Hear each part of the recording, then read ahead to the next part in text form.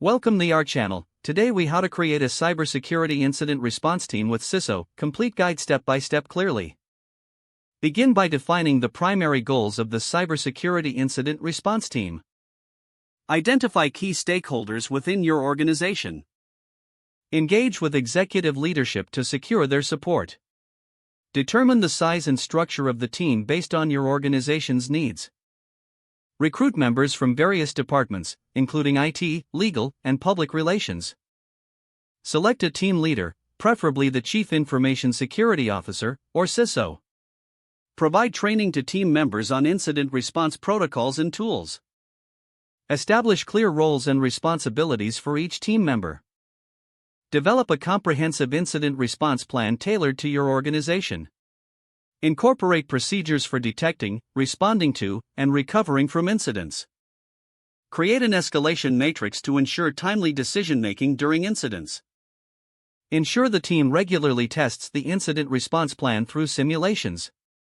Set up communication protocols for internal and external communication. Document all incidents and the corresponding actions taken during responses.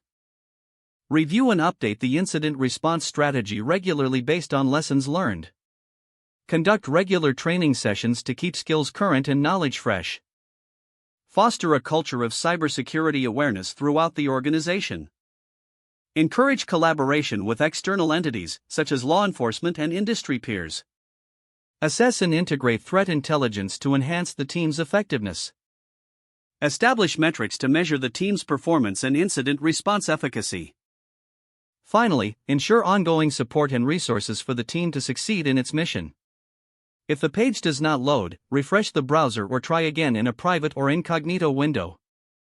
Make sure you are using the correct email address, then retype it carefully to avoid small typos. If your password is not accepted, use the reset option and create a new strong password you can remember.